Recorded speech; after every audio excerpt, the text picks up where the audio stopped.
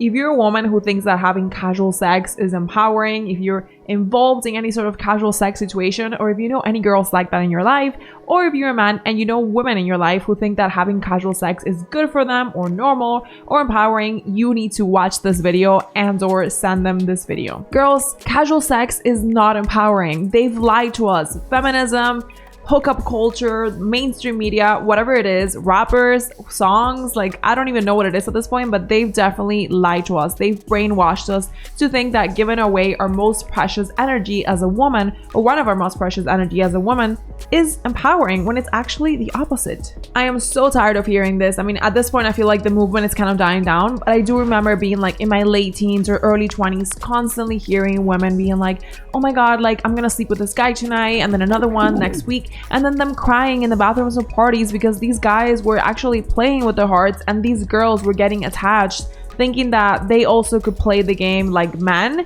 and not get attached. And here's the thing, what do you gain as a woman having casual sex? Seriously, I'll wait for you to tell me, what are you gaining as a woman having casual sex? Absolutely nothing. There's absolutely nothing that you can gain. You can be here like, oh well, I'm gaining a good time, I'm gaining some intimacy, some connection. Not really, and I'm actually gonna debunk this for you. Let's break it down. Let's get into some stuff. Let's get into some like biological things. Like these shouldn't even be the main things, but I do want to start out with them because they're important. So first of all, I don't even want to be here saying that men should be having casual sex and they can have casual sex because I'm not really of the opinion of that anyway. But I do want to show you how biologically it is very different on women's bodies. I mean, to begin with, we're only biologically meant to have one kid a year. That means that your body, your hardware, right? We're going to be talking about hardware first and then later we can get into the software.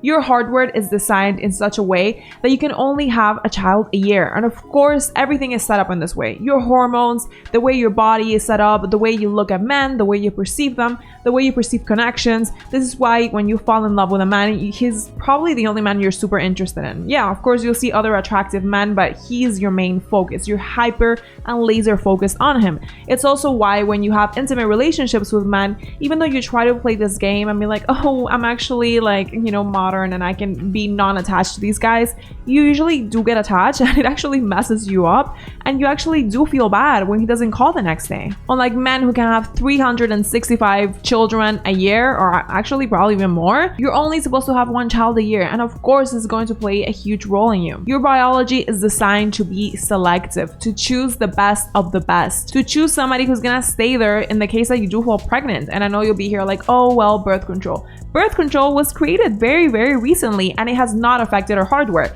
Sure, it's affected our software, but our hardware remains the same. We're still programmed to be the same way. Our hardware doesn't know that birth control is a thing, that paternity test is a thing, that this and that is a thing. It just knows that we can only have one kid a year and it better be with the best option possible, one, and number two, with someone who's not going to abandon us in the case that we do get pregnant. You know, nowadays we may have governmental aid, we may have people who can help us, we can have jobs and this and that, but back in the day, we depended on that man. We depended on our community to protect us and to take care of us and to provide for us, because pregnancy pretty much incapacitates you for a while. I mean, once you're pregnant, for a while till you give birth to that kid and so that kid grows a little bit, you're going to be kind of stuck just focused on yourself and that baby. So of course you're going to need somebody out there to fight for you, to provide for you, to protect you. And your body is designed in such a way that every time you have intimate relationships with a man, it thinks that you may have fallen pregnant. It thinks that it could have fallen pregnant. And thus, your body doesn't want you to be pregnant with any random guy. It wants you to be pregnant with someone who will be there, who will stick around, who's going to protect and provide. So what does it do? It makes you want to be attached to that person. It makes you attached, in fact, to that person. You know, women's bodies release quite a bit of oxytocin after they've had intimate relationships. This is something that when men have intimate relationships, it does not happen unless they just have relationships with a woman that they love. If they're just having a casual relationship, the amount of oxytocin released is nowhere near as much as women release. Think about it this way. Everything we have in us, everything that's part of our hardware, as I like to call it, has been designed in such a way that it can ensure that we survive and that we pass it on to the next generation, right? So those women that wouldn't get attached to men when they were having sexual relationships with them would have probably not cared to try and retain that man to stay with them or to form some sort of bonds with them so that he would stay and protect and take care of her and the child, and would have been a lot more likely to die and not pass on their genes. They were also a lot more likely to just have different relationships with different men without ever forming those bonds that would have ensured that these guys would stick around.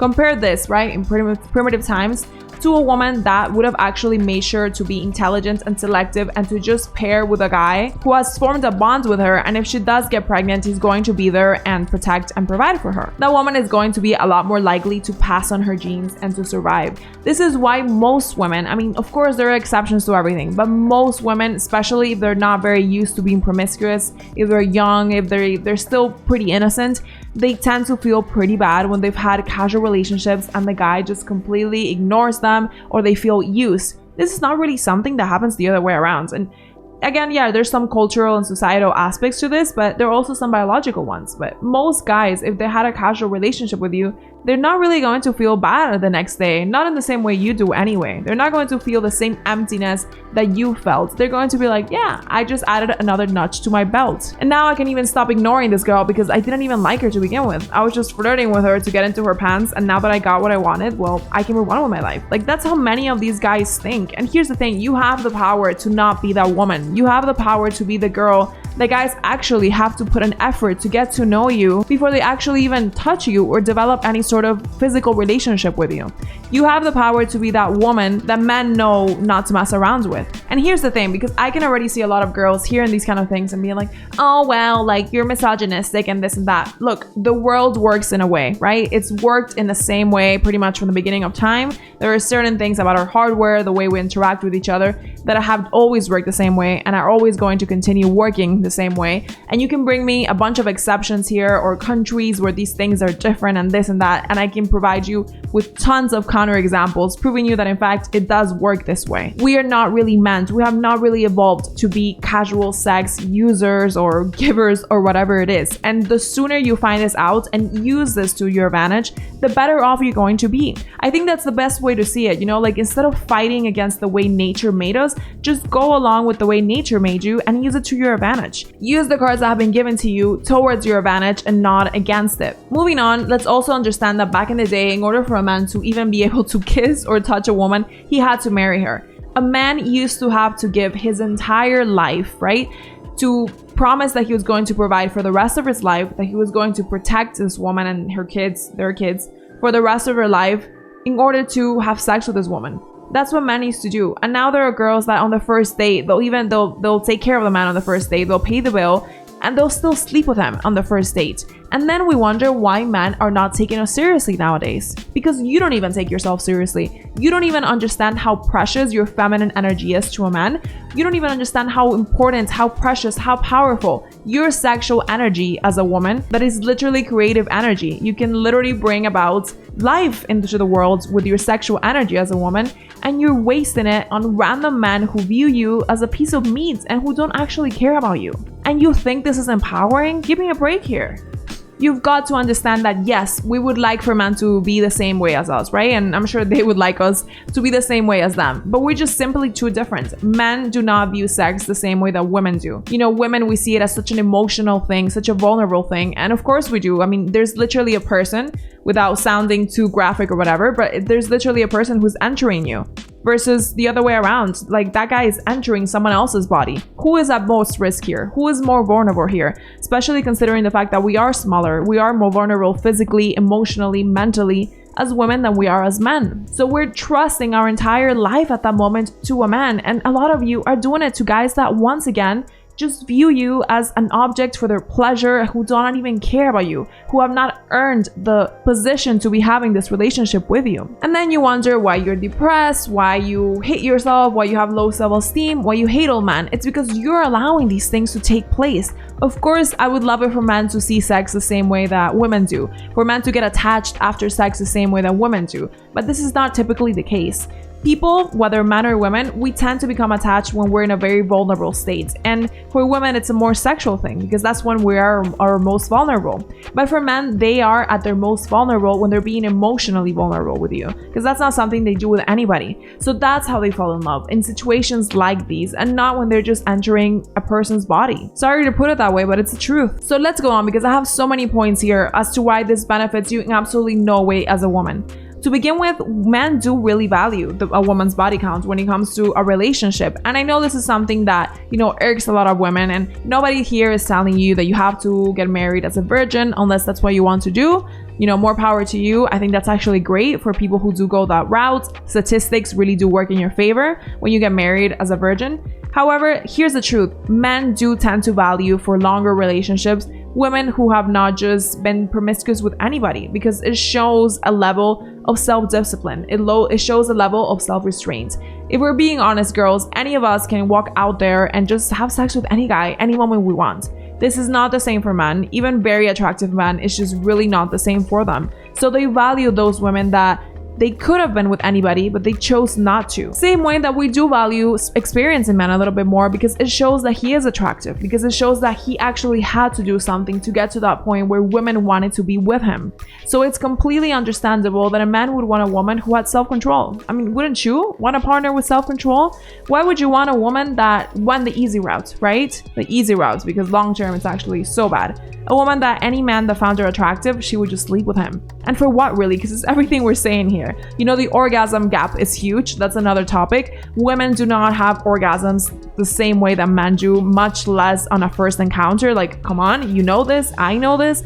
So you're literally giving away your body, your sexual energy, your creative energy, your life. You're risking pregnancy, you're risking STDs, all for what exactly? Because you're not getting any pleasure out of it. You're giving it all for him. This is why men don't respect these women, even if they think they do, even if they try to, even if there are all sorts of exceptions here of, oh, we had sex the first day and now we're married. Deep down, he wants a woman that is exclusive, that is not doing these things with all men. And it could happen that you did do this with him, and maybe it's not the way it always works, but he usually will assume that this is the way you do it with all of them. And if he's genuinely wanting something serious with you, he's not going to like it. And I know a lot of you are going to be like, oh, who cares about what men think? That's fine. If you don't care about what men think, that's fine. But here's the thing, we're kind of programmed to care about what the opposite sex wants. I mean, I was saying it earlier, we're literally programmed to bypass our genes, to have kids, to survive. Like, these things are within us. So I find it very disingenuous when people are like, oh, I don't really care what the opposite sex means, because what, you're the exception to like millions of years of evolution? You're meant to actually care about what the opposite sex thinks. And maybe you're one of those people that just wants to be alone forever, and if that's your case, I mean, that's your life, you do what you want. But the vast majority of us don't want that. The vast majority of us actually do want a partner. And what I'm telling you here is not even to judge you or to make you feel bad, because with all this like propaganda from feminism in the past few years, how could I? We've all fallen victims to just propaganda and like brainwashing. So I'm not even trying to judge anyone here. I'm just trying to tell you that you actually gain nothing from these acts, and that men do not value these kind of acts at all. And that if you're somebody that does want the best relationship possible for herself, then you're probably better off not being promiscuous. And it's actually even better for your mental health. I mean, there are statistics out there that show that women, or people in general, who lead very promiscuous lifestyles do tend to have higher rates of substance abuse, depression, anxiety. It's just not good for your mental health in general. And little by little, you start to feel like you are just giving yourself away for absolutely nothing, and that you are letting yourself be used for absolutely nothing in return. And again, that nothing, that something that women used to get in return was a man's commitment to protect and provide for her for the rest of his life. And now, what are you getting? What are you getting when you sleep with John on that first date? Are you getting an ounce of any of that? Absolutely not. You're not even getting a call back. Meanwhile, John now is like, oh, I just had sex with another new girl. I just had another great experience. Now I'm even more valuable in the eyes of society. Now all my guy friends think I'm a stud because I had sex with this girl, that I'm probably going to show them later how fine she is.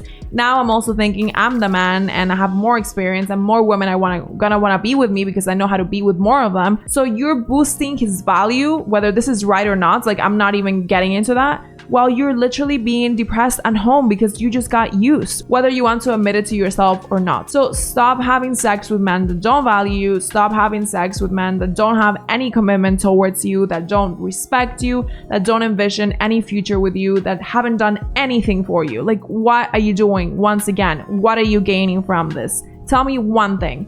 And don't be like, oh, I had fun too. You probably didn't have anywhere near as fun as him. You probably didn't have anywhere as much fun as you would have with someone who actually loves you and knows your body. And even if you did have a great time, was it all worth it? everything that I'm putting here that you're risking and losing, was it all worth it for like 20 minutes of supposed fun? I mean, that's up to you to decide, but I would hope it's not. And of course, STDs as well, you know? I don't even have to talk about STDs, hopefully. You know you can get STDs as well from these guys. You should not be having sex with any man that you have not seen his STDs results and that you know that it's completely clean. That's the first thing. The second thing, pregnancy. If you do fall pregnant with this random guy, what's going to happen? I don't really believe in the A word. I don't really think that's a good route to go to, but say you do go that route. Are you going to go that traumatizing route for a man that does not value you? Like, now you're just traumatizing yourself. You're doing something horrible. You may even risk your ability to have kids in the future, all for these 20 minutes of fun with this guy that had a blast, all at your expense. And if you do decide to keep the baby, now you're having a baby as a single mother. Do you know how hard that is on you and on the baby? There's only downfalls and zero benefits. So you ladies do what you want. I'm really not here trying to judge you or like put you down. Like, that's absolutely not what I want to do. And again,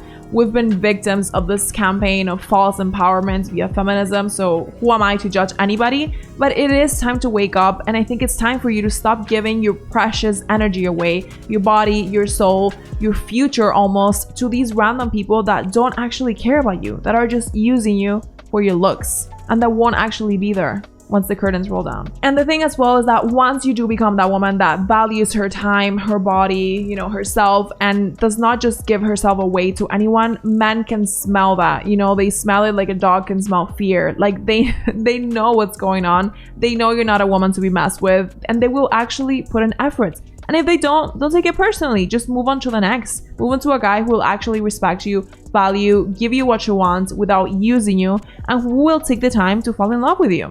Or to get to know you at least. And if you guys would like more advice on that, I would be happy on making a video. But yes, I would like to leave it here. That's my main takeaway. There's really nothing that you're gaining from casual sex. It's not empowering. It's a lot more empowering to actually be selective, to choose who you're giving yourself away to not give it to any random person that does not care about you, that has not given any sort of effort or hard work in getting to know you or to make your life better. And not only is this going to improve your relationships with men, but most importantly, it's going to improve the relationship you have with yourself. And for me, that's absolutely priceless. There's nothing in this world that's better than like actually feeling good and feeling proud of yourself with this.